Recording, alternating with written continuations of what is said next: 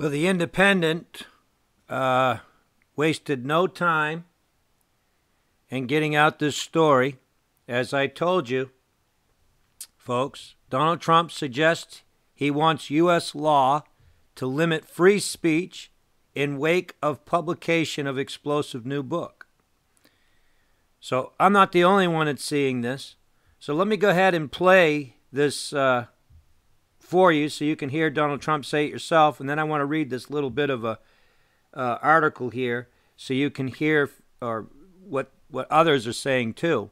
I'm not the only one that noticed this. Chris Stevenson picked up on it really quick. But let me go ahead and play this for you.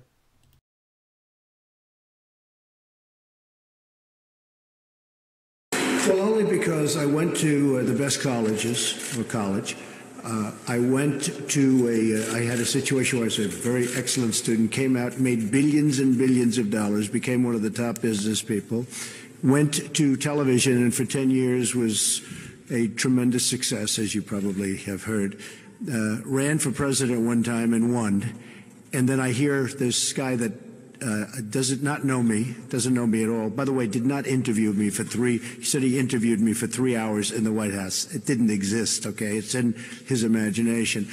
And what I was heartened by, because I talk about fake news and the fake news media, was the fact that so many of the people that I talk about in terms of fake news actually came to the defense of this great administration and even myself, because they know the author and they know he's a fraud.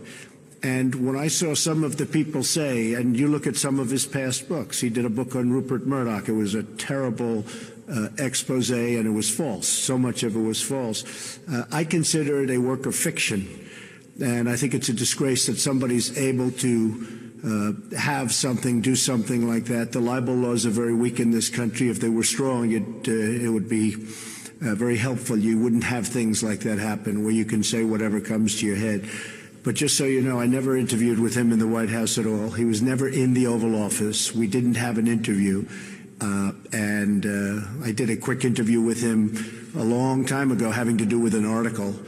But I don't know this man. I guess Sloppy Steve brought him into the White House quite a bit, and it was one of those things. That's why Sloppy Steve is now looking for a job. Okay, did you hear what Donald Trump said? He said that if the libel laws were stronger in this country, that these things wouldn't happen. And he said people wouldn't be able to just say whatever's on the top of their head. Well, he does it all the time. He's notorious for somebody that just runs his mouth with just anything off the top of his head. That's what his Twitter account is all about. And by the way, I don't know if you all saw this in the news. There are those that are trying to get his Twitter account to be shut down. And Twitter gave the statement that they want him to be able to speak because if we don't know what he's thinking, it's good to know what he's thinking. Somebody like Donald Trump. I agree with that. I would much rather him have that Twitter account so we can know what he's thinking. Could you imagine what it would be like if we didn't hear what he's thinking? I mean, at least, we can read between the lines. But anyway, let me go on and read this to you. President Donald Trump has hit out at very weak libel laws in the U.S. as he branded an explosive new book detailing the inner workings White House as a piece of fiction, suggesting that he would like to see tougher laws over free speech. Mr. Trump said that if libel laws were strong, you wouldn't have things like that happen where you can say whatever comes into your head. That's it's so absurd because Donald Trump does this all the time.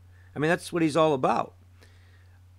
Okay, so the book has caused a storm of controversy and has left the president facing questions about his mental state, with quotes in Fire and Fury suggesting that even those close to Mr. Trump had questioned his credibility. Early on Saturday, Mr. Trump wrote a string of messages on Twitter where he rejected such claims, saying he was a very stable genius, whose two greatest assets are his mental stability and being, like, really smart. Mr. Wolf's new book, which has shot to the top of the bestseller list in Amazon after being released 4 days early, has clearly riled the president, and he used a rare news conference during a retreat with Republican leadership to reinforce what he sees as stellar list of life achievements. Answering a question about why he saw the need to tweet about his mental state, because listen, no president would have even made a comment about it. He would have just brushed it off. But Donald Trump was very upset about this. Mr. Trump said that he had attended the best college and was an excellent student.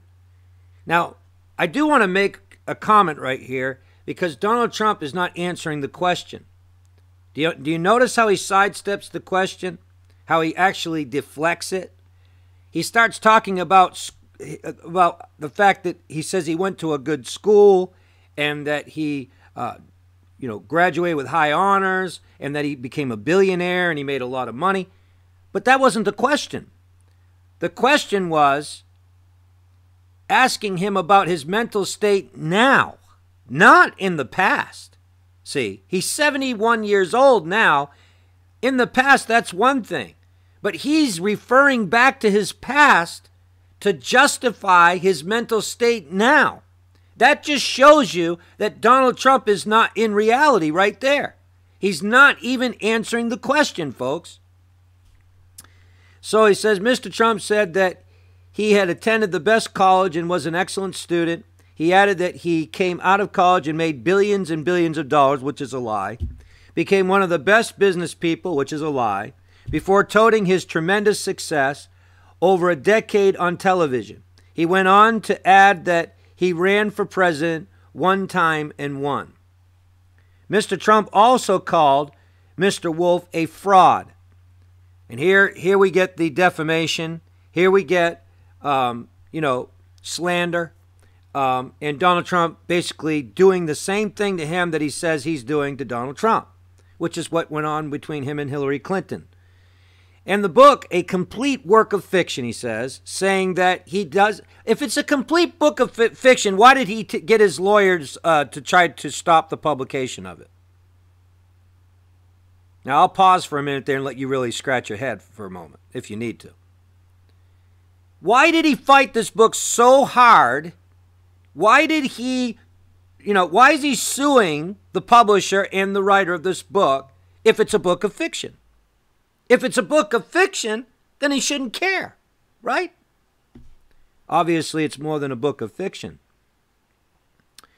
So he calls Wolf a complete fraud, and the book a complete work of fiction, saying that he doesn't know me at all, which is a lie. He said that he had not been interviewed in the White House, as Mr. Wolf had said. He later admitted that he had spoken to Mr. Wolf during his presidential campaign. The gathering at Camp David with a number of members of his cabinet is supposed to be a weekend for Mr. Trump to concentrate on their agenda for 2018.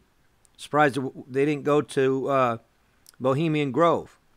Senate Majority Leader Mitch McConnell, House of Representatives Speaker Paul Ryan were also present for the 2 days of talks, with the Republican Party facing a year where they will also battle to keep control of the U.S. Congress in November elections.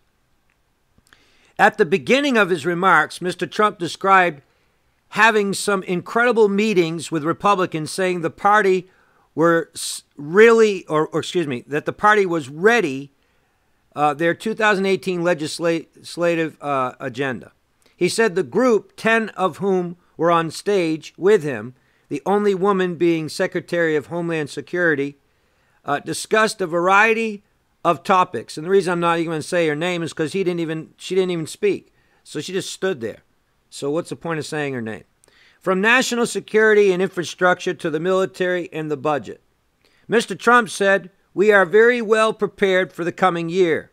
He added that his administration finished very strong, referring to the passing of a tax reform bill in December that marked the biggest overhaul of tax code in nearly 3 decades. Yeah, for the rich. For the wealthy.